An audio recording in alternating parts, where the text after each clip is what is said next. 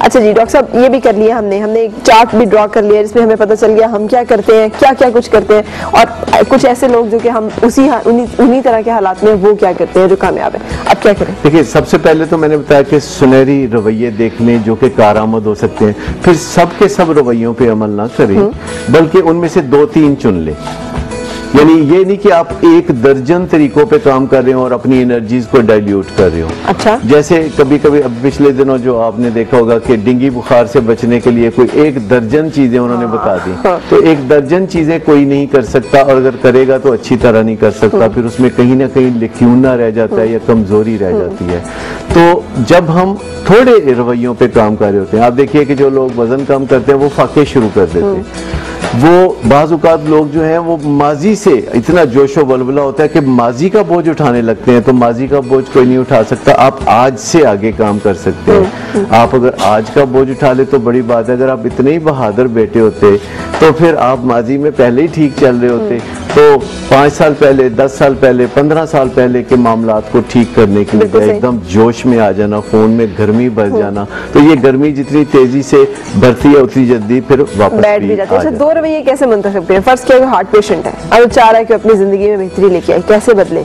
2 चीजें देखिए बहुत आसान है। सबसे पहली बात कि वो अपने कोलेस्ट्रॉल पे काम करे, यानी ये जो चर्बी होती है, चर्बी के ज़रात होते हैं खून पे, तो ये काम करे कि ये ज़रात कम हो जाएं। अब वो जैसे कम हो वो डॉक्टर बताएगा कि किस तरह वर्जिश से कम होंगे, डाइट में कौन सी तब्दीलियाँ होंगी या किसी दवाई की ज़रूरत होगी। तो हार्ट पेशेंट के लिए जो एक रवैया है वो ये है कि अपने खून में चर्बी के ज़रात उसने कम करने।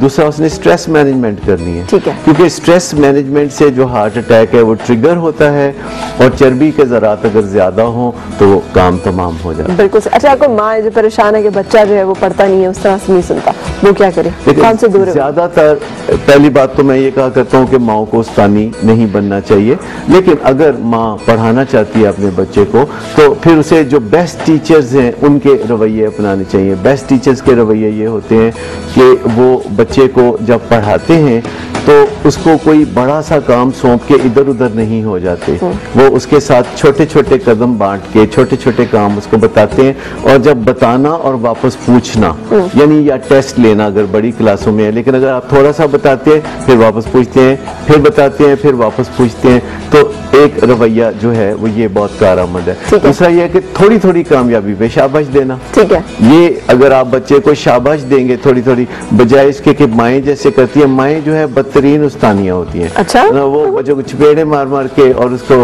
इधर कभी आपने बच्चों को लिबास पहनाते देखा? 3 साल के बच्चे को माएँ कभी इधर खींच रही होती है, कभी उधर धक्का दे रही होती है। और मुझे तो नहीं देखा ना। अच्छा, वो करते करते वो चूंकि वो बड़ी प्रॉपर्टी होती है, कहती है उसने सोच भी नहीं सकती थी कि आप इतनी हार्श हैं। मैंने कहा कि फाइन।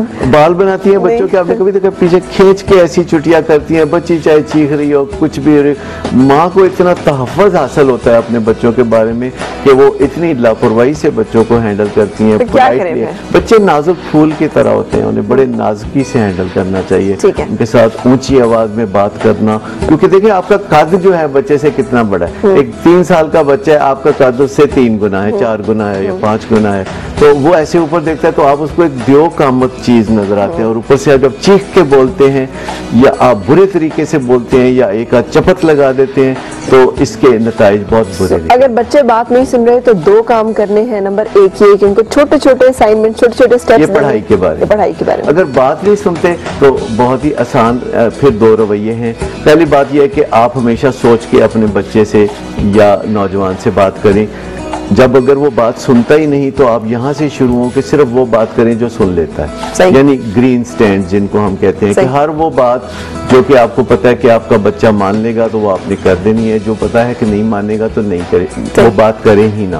और दूसरी बात यह है कि बात करने का भी एक तरीका होता है जिसमें आपकी एक सेफ्टी रह जाती है, रेट बच जाती है, यानी फिर आप पूछ लेते हैं करने की बजाय, यानी कि आप खाना खाओगे, आपको भूख तो नहीं लगी, लेकिन अगर चलो खाना खाओ और बच्चा कहते हैं मुझे भूख नहीं लगी, तो आप कहते हैं अच्छा फिर खुद ही है, भूखे रहोगे, ये करोगे, वो करोगे, तो फिर वो कोसने देना जो शुरू कर देना। ये बच्चों को कोसने बिल्कुल नहीं देना चाहिए, बच्चों को पिटाई नहीं करनी चाहिए, बच्चों को बुरा भला नहीं कहना चाहिए, ऊंची आवाज में नहीं बोलना चाहिए। बच्चों के दिल छोटे छोटे होते हैं, वो सहम जाते हैं, दिमाग में उसके बहुत बुरे इमेजेस बन जाते हैं, पैटर्न होती है।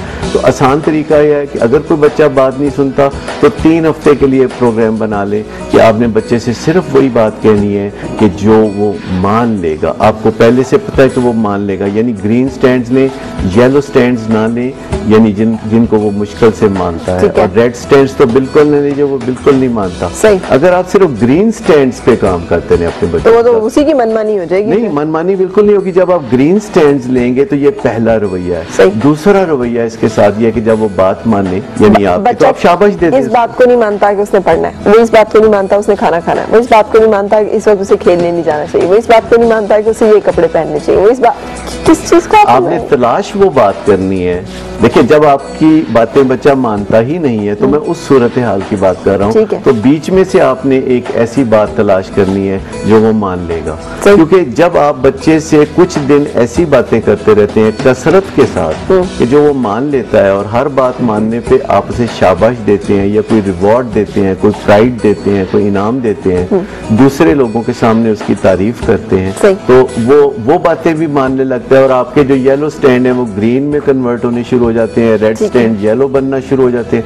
But you keep doing work on the green. बिल्कुल सही। सो ये 3 स्ट्रेटजीज हमने इसमें डिस्कस की। कुछ और इसके आगे की जो बातें हैं, एडिक्शन के बारे में मैं आपको बताऊं, जो खास मेरा फील्ड है, कि वालिदैन सिर्फ अगर 2 काम करना शुरू कर दें तो एडिक्शन से निजात मिल सकती है। कौन से 2 काम? 2 काम ये करना शुरू कर दें कि जो एडिक्ट है या जो नशे की बीमारी में मुब्तला है या कोई नशेई रवैये हैं, तो उसकी इज्जत बहाल कर दे, क्योंकि ऐसे बंदे की सबसे पहले इज्जत जा चुकी होती है और वो बंदा अपनी इज्जत खो चुका होता है। तो उसकी इज्जत करना जो है वो शुरू कर दें, लेकिन उसकी निगहदाश्त, परवाह और उसके काम करने छोड़ दें, यानी उसकी जिम्मेदारियां छोड़ दें, वो उसको खुद ही करने दें, लेकिन लफ्जों में उसकी इज्जत करना शुरू कर दे, बॉडी लैंग्वेज से उसकी इज्जत करना शुरू कर दे, और साथ ही उसकी जिम्मेदारियां उठाना बिल्कुल छोड़ दे। उसकी जिम्मेदारियां, ठीक है, अपनी जिम्मेदारियां पूरी कर दे। बिल्कुल सही। ग्रेट। डॉक्टर साहब, अपनी ईमेल एक दफा बोल दीजिएगा।